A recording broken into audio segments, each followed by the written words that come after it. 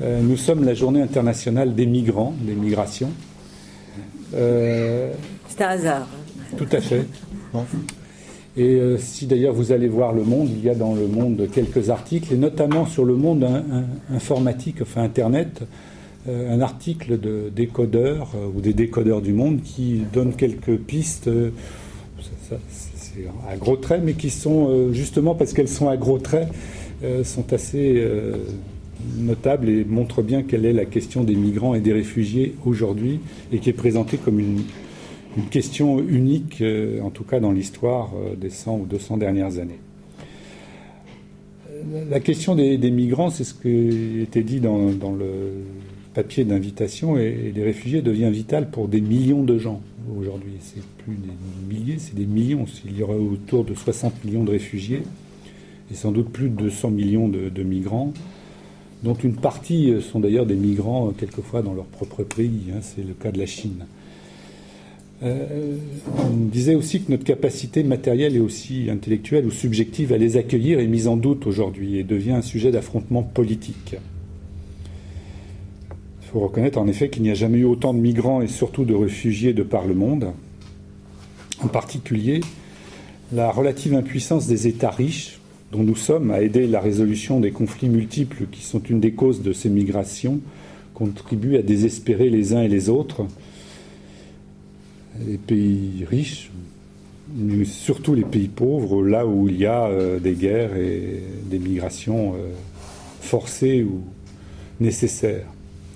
La peur des autres, des étrangers, s'insinue dans nos façons de penser et de voir, conduisant à des replis identitaires. Et pourtant, la question n'est pas prête de s'éteindre. La croissance démographique, qui est aussi une question qu'on peut se poser les uns les autres, ne peut que favoriser les migrations globales, le plus souvent régionales d'ailleurs. On parle de plus en plus de futurs réfugiés climatiques. Et la question des réfugiés et des migrants, de manière générale, risque donc pas d'être plus faible dans l'avenir, mais peut-être d'être plus importante encore. Et nous sommes contraints de la penser, d'autant plus que, et vous nous le direz, Madame de Winden, 2/3 des habitants aujourd'hui, contrairement à ce qu'on peut penser, ne peuvent pas circuler librement. C'est pourquoi on vous a demandé de nous expliquer pourquoi et comment la crise des réfugiés constitue un enjeu majeur aujourd'hui pour l'Europe, et considérer peut-être aussi que c'est votre pensée, en tout cas ce sur quoi vous avez écrit au moins un ouvrage et un certain nombre d'articles, qu'il faut peut-être penser à ouvrir les frontières plutôt que les fermer. Que les fermer est plutôt un problème plutôt que d'ouvrir les frontières, qui est plutôt une solution. Et qu'il faut en tout cas nous apprendre et que nous apprenions à gérer à long terme cette question à un moment et pour des moments à venir où l'Europe aura besoin de ces migrants, ce qui est rejeté dans la pensée par beaucoup de gens et ce qui est sans doute une erreur profonde. Je vous donne la parole. Merci beaucoup pour l'invitation et puis pour avoir involontairement organisé cette soirée de réflexion le jour international du migrant. Donc je vais peut-être tout d'abord revenir rapidement sur des termes, puis quelques chiffres, mais rassurez-vous pas trop, parce qu'il y a eu beaucoup de confusion dans les débats récents concernant les réfugiés. On a parlé des bons réfugiés, des mauvais migrants, il y a beaucoup d'éléments, on a parlé des demandeurs d'asile, puis des réfugiés, etc. Donc tout ça est assez flou dans le débat public et je voulais revenir déjà à ces points de définition un peu fondamentaux. Alors tout d'abord, pour avoir une idée des grands chiffres à l'échelle mondiale, on a aujourd'hui autour de 240 millions de migrants internationaux.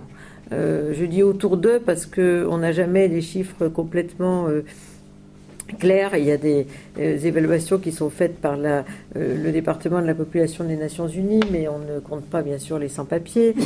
Et par ailleurs, il y a des pays du monde du Sud qui ne donnent pas toujours des chiffres.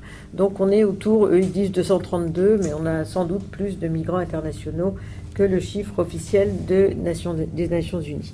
Un migrant international, c'est quelqu'un qui est né dans un pays et qui vit dans un autre pays que celui où il est né. Donc c'est une définition géographique en réalité qui n'a pas de lien avec la nationalité, et beaucoup de nationaux, en France par exemple, sont des migrants parce qu'ils sont nés dans un autre pays. Donc on a toujours un chiffre de migrants supérieur à celui des étrangers, qui sont les non-nationaux.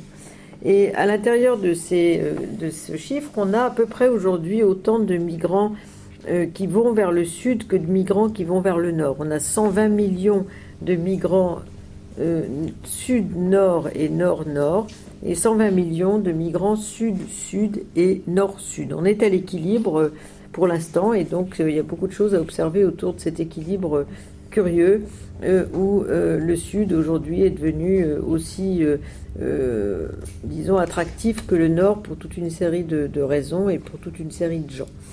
Autre élément, parmi ces migrations, on distingue habituellement, et vous l'avez fait, entre les migrants forcés et les migrants volontaires.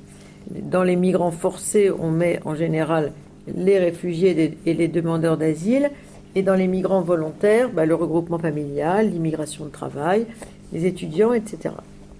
Donc si on revient à notre sujet qui est la crise des réfugiés, tout d'abord, les réfugiés, donc c'est un terme générique qui concerne tous ceux qui sont partis pour des raisons de sentiment de persécution ou de persécution, donc qui correspondent de près ou de loin à la définition du réfugié selon la Convention de Genève de 1951, mais aussi les gens qui n'ont pas encore obtenu leur statut de réfugié et qui sont des demandeurs d'asile.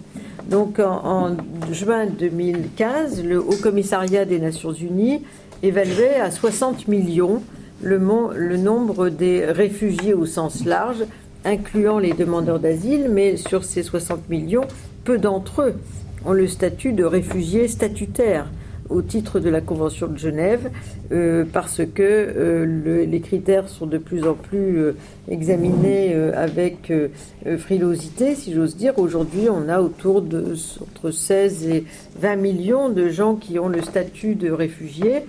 D'autres ont un statut, parmi eux, il y en a certains qui n'ont pas le statut de la Convention de Genève, mais qui ont un statut particulier, qui sont les Palestiniens, qui relèvent de l'UNRWA, donc qui est un autre statut, mais en gros, et puis certains ont des protections internes dans leur propre pays, dans des situations de crise, donc ce sont des migrants forcés, mais qui n'entrent pas dans les catégories de réfugiés. Donc tous ces gens-là, ça fait 60 millions de personnes à l'échelle mondiale, sachant que, comme vous l'avez dit, c'est vrai pour les migrants, mais aussi c'est vrai pour les réfugiés. Les 2/3 de ces réfugiés sont accueillis au sud de la planète par des pays souvent aussi pauvres qu'eux, qui tantôt produisent ces flux de migration forcée, tantôt les accueillent. Par exemple, parmi les grands chiffres d'accueil qu'on a eu à l'échelle mondiale, on a 6 millions de personnes qui ont quitté l'Afghanistan depuis la fin des années 70. 4,5 millions sont repartis chez eux. Depuis, on a 6 millions de Palestiniens. 4,2 millions de Syriens ont quitté la Syrie. Et beaucoup d'autres ont quitté leur domicile. Et donc, les grands pays d'accueil de ces gens ont été des pays voisins, en général. Pour les Afghans, ça a été surtout l'Iran et le Pakistan. Pour les Irakiens, ça a été beaucoup la Syrie dans le passé, qui avait jusqu'à 1 million, 1,5 million de réfugiés, qui n'étaient pas toujours des réfugiés au titre de la Convention de Genève, mais qui étaient des gens qui étaient accueillis, qui fuyaient une situation de crise. Et aujourd'hui, sur les 4 millions de Syriens qui ont quitté leur pays, la Turquie en a accueilli 2,2 millions environ, et le Liban 1 million et la Jordanie 600 000. Donc ce sont souvent les pays voisins qui sont les plus concernés par ces crises, et même si l'Europe accueille, parce que c'est le sujet de notre soirée, l'Europe accueille, d'une part elle a une tradition d'accueil qui est inscrite de façon historique dans les différentes formes d'accueil qu'a connu la question des réfugiés depuis le Moyen-Âge, en gros, l'accueil dans les églises, etc., mais aussi des formes particulières qui se sont beaucoup développées après la Première Guerre mondiale, l'effondrement des grands empires. Il y a toute une série de gens qui se sont retrouvés non seulement chassés de chez eux, mais sans nationalité. Et donc, on a créé le passeport Nansen en 1922. Et puis ensuite, on a eu la Convention de Genève de 1951 qui définit le droit d'asile. À l'époque, le droit d'asile, il était limité, c'était la guerre froide, il était limité aux pays européens. Ce que fait toujours la Turquie d'ailleurs, parce que la Turquie qui accueille beaucoup de demandeurs d'asile ne leur donne pas le statut de réfugié de la Convention de Genève, puisqu'elle limite géographiquement ce statut aux Européens, alors que les autres pays du monde, la plupart des signataires, ont entériné les protocoles de 67 et de 69 qui ont globaliser la question des demandeurs d'asile, et on peut partout dans le monde demander l'asile, quel que soit le pays d'où l'on vient, ce qui est aujourd'hui l'interprétation la plus fréquente de la Convention de Genève. Alors l'Europe, là-dedans, bien sûr, elle est confrontée aujourd'hui à toute une série de conflits, elle est cernée même par des conflits en Méditerranée de gens qui viennent à ses portes. Notamment la crise syrienne, la crise irakienne, le Kosovo qui continue à produire des demandeurs d'asile, la Libye, puisque c'était un peu le pays qui était le garde-frontière de l'Europe au sud de la Méditerranée, qui maintenant est une passoire, qui est le terrain des passeurs, et puis d'autres endroits qui produisent pas mal de demandeurs d'asile, comme la Corne de l'Afrique, Érythrée, Somalie.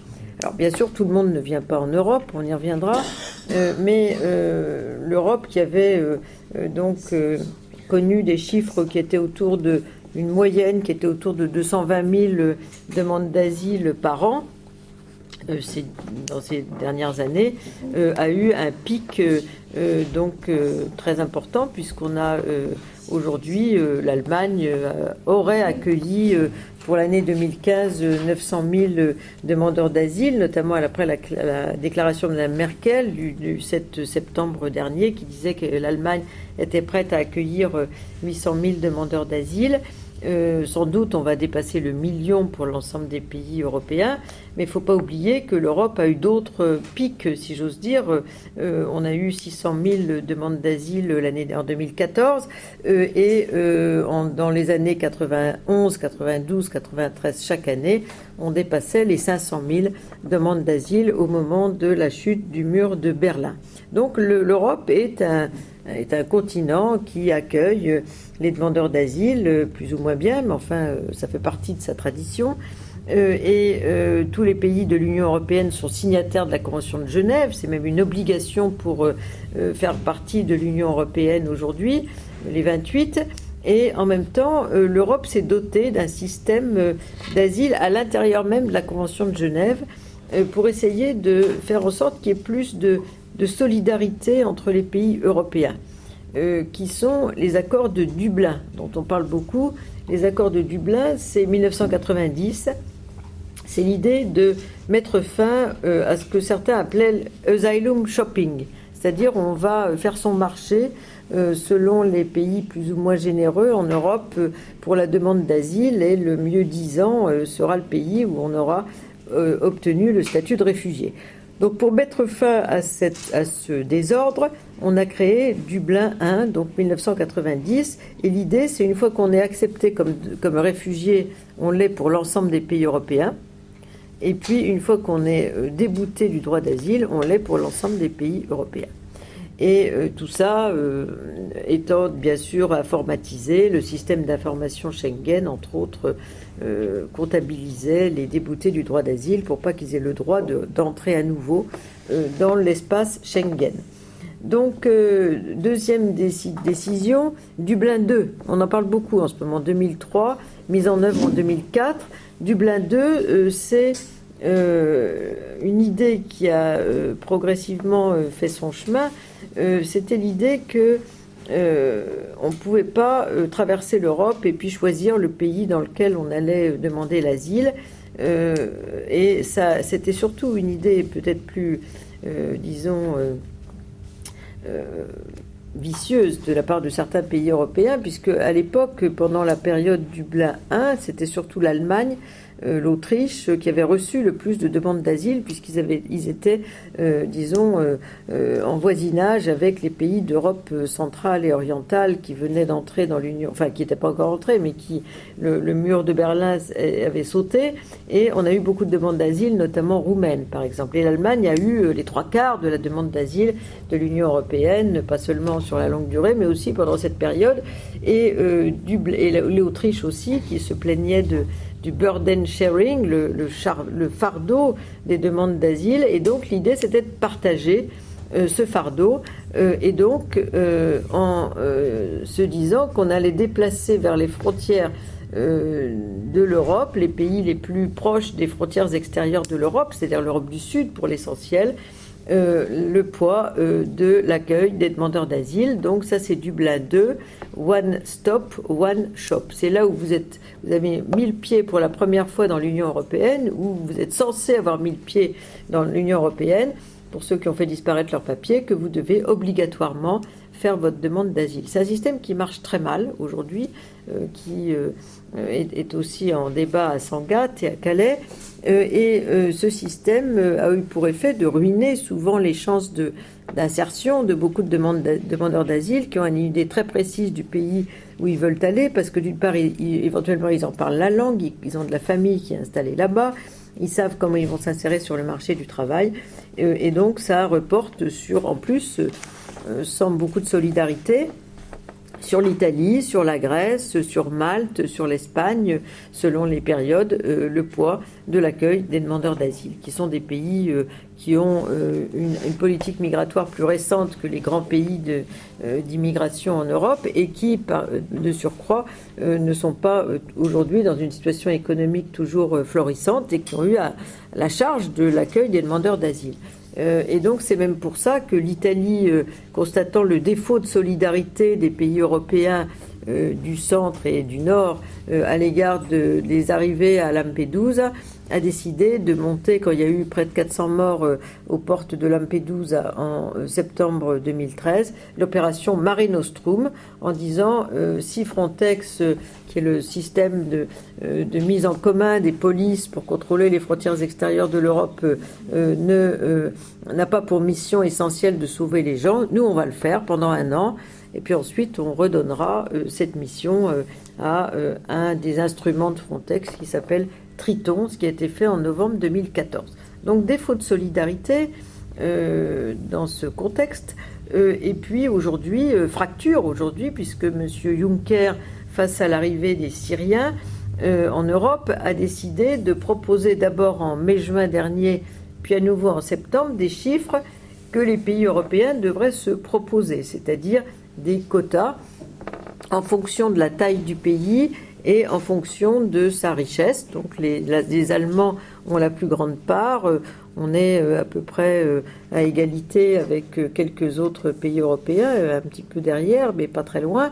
Et puis les pays les plus pauvres, les plus petits, etc., ont très peu de demandeurs d'asile à accepter. Alors d'abord, il avait proposé le chiffre de 40 000 personnes, qui a eu très très peu de succès, puisque les pays européens, au mois de juin, ont dit qu'il est hors de question qu'on accepte des quotas, on pratique déjà l'asile, on applique la Convention de Genève, donc on ne va pas se laisser imposer des quotas par la Commission européenne.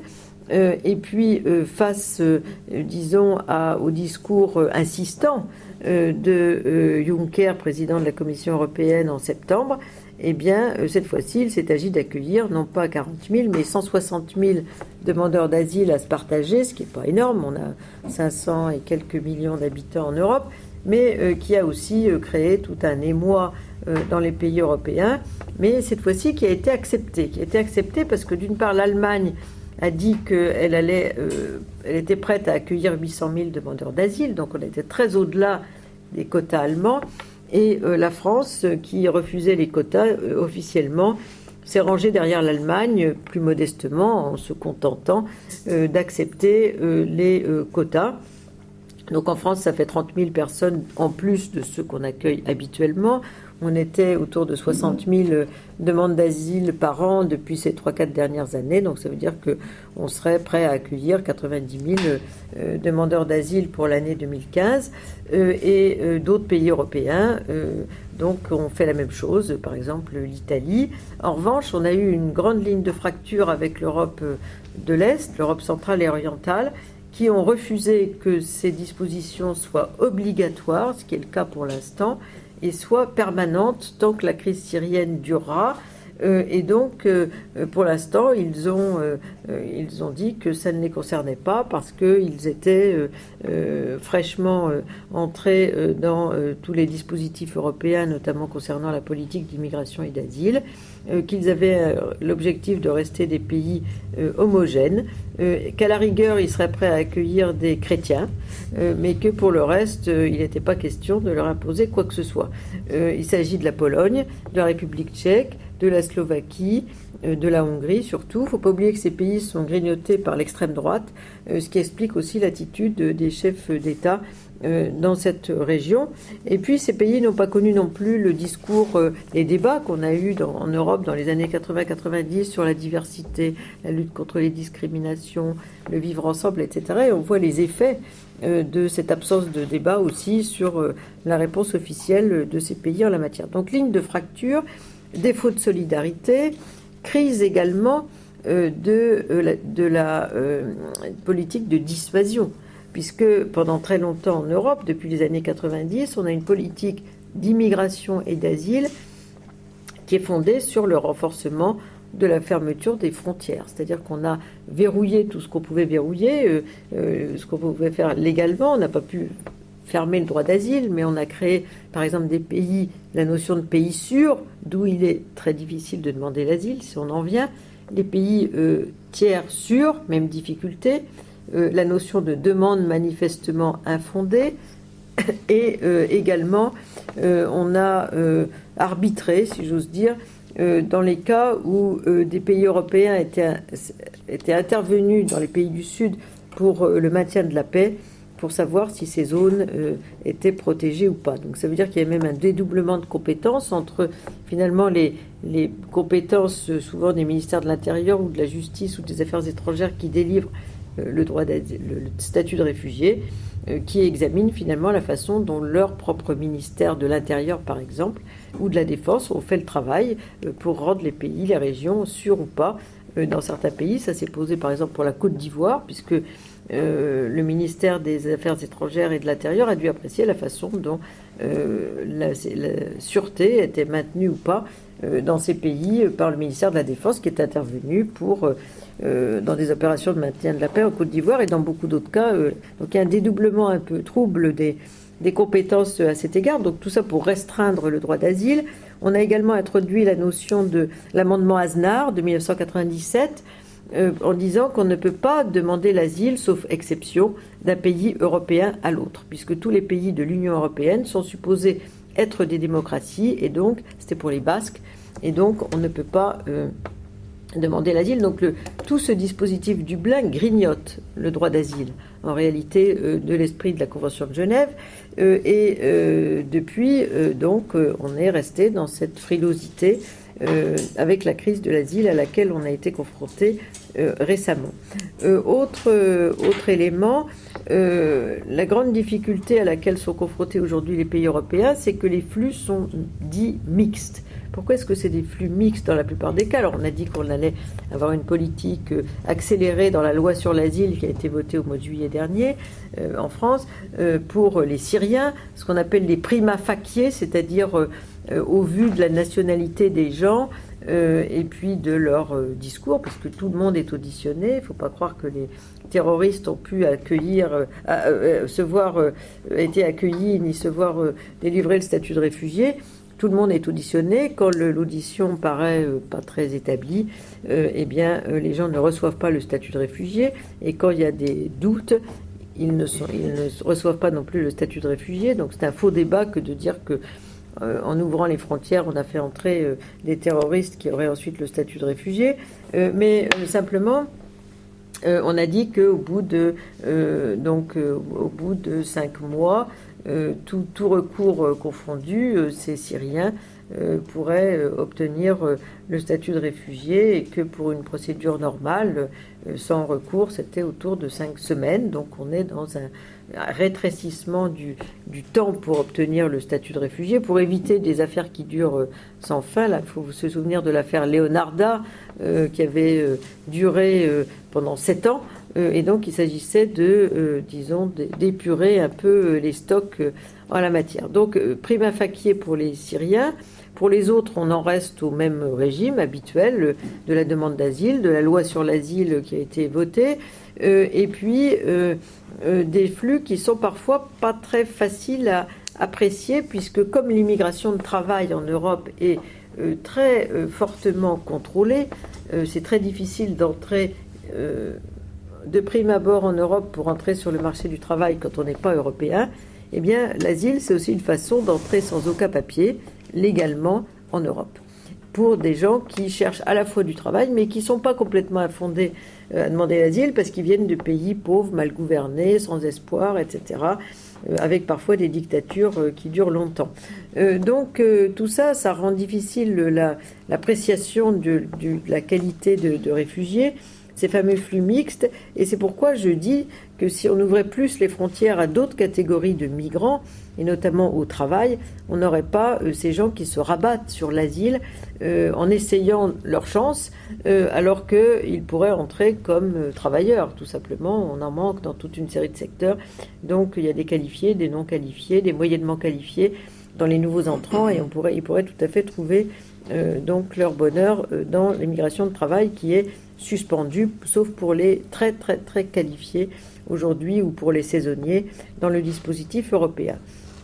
Donc des flux mixtes qui rendent difficile l'appréciation, et puis des situations que les demandeurs d'asile aussi souhaitent non définitives. Une des grandes différences avec la Convention de Genève de 1951, c'est qu'on était en période de guerre froide. La personne qui demandait le statut de réfugié, il pensait à l'époque que c'était pour toujours, qu'il ne reviendrait jamais dans son pays. Aujourd'hui, on a vu avec la crise algérienne, avec le Kosovo, avec des quantités de crises qui nous ont entourés, que les situations sont fluctuantes. C'est-à-dire qu'en fait, il y a des périodes où on peut rentrer, puis après, etc. Donc la plupart des gens ne veulent pas, se couper définitivement de leur pays d'origine en général, parce qu'ils espèrent que la situation va s'améliorer. C'est même le cas aussi des Syriens, qui se disent que peut-être un jour la situation va pouvoir s'améliorer. Le dispositif européen prévoit à cet égard une directive de 2001 pour la protection temporaire qui n'a même pas été évoquée dans les débats européens sur la crise de l'asile, alors qu'elle aurait pu être tout à fait appliquée en la matière. Un certain nombre de ces demandeurs, de ces réfugiés, donc, veulent souvent sortir du statut de réfugié en se faisant par exemple naturaliser pour pouvoir repartir chez eux si la crise est terminée. Aujourd'hui, on a aussi un dispositif qu'on applique beaucoup à l'égard des réfugiés, des demandeurs d'asile déboutés, c'est la clause de non-refoulement. C'est-à-dire que la Convention de Genève prévoit que si on vient d'un pays en crise grave, c'est le cas par exemple des Afghans, même si on n'est pas reconnu comme réfugié statutaire selon les critères de la Convention de Genève, eh bien on ne peut pas être reconduit chez soi. Et ça crée une autre confusion, outre les flux mixtes, les fameux ni-ni, les gens qui ne sont ni expulsables ni régularisables. Enfin, disons, ils vont attendre 10 ans, 15 ans, 12 ans, une régularisation. Donc ça crée une situation difficile à vivre pour les personnes, mais aussi beaucoup de flou dans le statut des gens qui vont travailler au noir, etc., qui vont raser les murs jusqu'à ce qu'ils aient un titre de séjour. Mais on l'applique beaucoup aujourd'hui pour toute une série de gens qui souvent ne correspondent plus au profil du demandeur d'asile, et c'est toute la difficulté qu'on a eue avec la crise récente, du demandeur d'asile, la Convention de Genève, qui était un individu isolé, persécuté souvent par son État, même si la Convention de Genève ne demande pas nécessairement qu'on soit persécuté par son État, mais persécuté tout court, qui était très différent sociologiquement, le dissident soviétique comme idéal type, si j'ose dire, très différent de l'ouvrier de chez Renault. Aujourd'hui, c'est les mêmes gens qui à la fois demandent l'asile et qui cherchent du travail, qui correspondent à un prototype assez différent, où tout se mêle et où souvent ce sont des demandeurs collectifs qui sont menacés non pas individuellement, sauf certains, mais aussi pour des raisons d'appartenance religieuse, d'orientation sexuelle, de catégorie sociale, de région d'origine, etc. Et donc c'est difficile d'apprécier chaque cas individuel, ce qui est obligatoire pour la Convention de Genève, pour donner le statut de réfugié dans ces situations-là. Donc plus grande difficulté en la matière. Et dernier point, c'est que dans le contexte européen de ces 25 dernières années, le droit d'asile a été instrumentalisé dans une tendance soit humanitaire en donnant un statut un peu au rabais, c'est-à-dire des formes de protection temporaire dans les pays en crise, et soit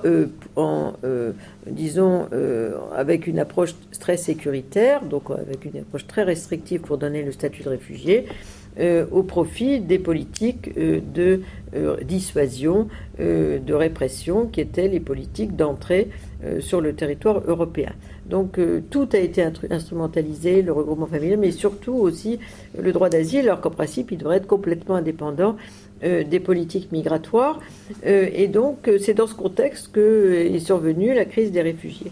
Alors, aujourd'hui, la politique semble s'orienter vers une sorte d'externalisation de l'asile. C'est-à-dire, il y a 3 milliards, je crois, il y a plusieurs choses. Il y a d'une part des tentatives de négociation avec ce qui a été le cas de la rencontre qui a eu lieu hier, d'ailleurs, avec un certain nombre de pays de départ pour qu'ils acceptent de reprendre des gens qui sont en situation irrégulière sans qu'on attende nécessairement leur décision sur savoir si ce sont leurs nationaux ou pas. Donc là, on force un peu la main aux pays de départ pour qu'ils acceptent de reprendre des déboutés du droit d'asile et des gens en situation irrégulière. On va payer la Turquie pour qu'elle garde chez elle les demandeurs d'asile syriens en nombre. On va créer des hotspots, c'est-à-dire des centres, des endroits, des centres, des camps en réalité, pour que les gens soient arrêtés en route et n'arrivent pas jusqu'en Europe. Et puis, et là, on est à la limite de la négation du droit d'asile, si j'ose dire, parce que, faut pas oublier, je vous ai dit que la Turquie avait une réserve géographique. C'est le cas pour beaucoup de régions où il y a beaucoup de réfugiés aujourd'hui, qui sont tout le Proche-Orient. Ces pays appliquent très peu le droit d'asile. Donc paradoxalement, là où il y a le plus d'explosion, si j'ose dire, de demandeurs d'asile, de réfugiés, eh bien, ce sont des pays qui appliquent très peu ou pas du tout, ou qui ne sont pas signataires de la Convention de Genève, c'est le cas des pays du Golfe, ou alors ils ont signé mais ils appliquent très peu. Et pour la Turquie, elle a signé mais elle a fait une réserve géographique aux Européens, donc ça n'a aucune utilité aujourd'hui. Donc on essaye de forcer un petit peu la main à ces pays pour que non pas ils donnent le droit d'asile s'ils n'ont pas signé la Convention de Genève ou s'ils n'ont pas signé dans toute sa dimension globale, mais simplement pour qu'ils gardent chez eux une série de gens et puis dans l'espoir que la situation va évoluer, que les gens vont vivoter ici ou là, et puis que le HCR, qui est présent dans ces pays où il n'y a pas nécessairement la délivrance du droit d'asile, leur donnera des statuts de réfugiés. Parce qu'on a souvent plusieurs statuts, le statut du HCR, l'application de la Convention de Genève par le pays d'accueil, les situations de protection temporaire dans les pays en crise, ce qu'on appelle les Internally Displaced Persons, les IDPs, et quelques autres cas du même genre. Et puis enfin, on a la question des déplacés environnementaux, puisqu'on en a parlé avec la question climatique, avec la COP 21. Pour l'instant, il n'y a aucun statut qui a été décidé pour les déplacés environnementaux, parce que le HCR, le commissariat aux réfugiés, considère qu'ils ne sont pas persécutés. Alors après, ça peut se débattre, hein. Je crois qu'il y a eu une personne qui a eu un statut une fois de réfugié parce qu'il était avéré que son pays ne faisait rien pour endiguer la crise environnementale, mais dans l'ensemble, ils ne sont pas considérés comme tels parce qu'ils ne correspondent pas à la définition de la persécution ou de la crainte fondée de la persécution de la Convention de Genève. Donc il y a eu un groupe de travail qui s'est réuni à Genève en 2011 qui s'appelle l'initiative Nansen. Il semble que l'on s'oriente vers des statuts locaux, régionaux pour ces personnes en termes de protection. Pour l'instant, il n'y a rien.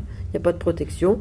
Et beaucoup sont des migrations sud-sud et des migrations internes dans leur propre pays, puisque si les migrants ne sont pas, et les demandeurs d'asile ne sont pas nécessairement les plus pauvres, parce que pour bénéficier déjà de tout le dispositif européen, il faut être arrivé aux frontières de l'Europe. Et pour être arrivé aux frontières de l'Europe, souvent il faut avoir payé des passeurs. Donc les plus pauvres, ils vont dans le pays d'à côté,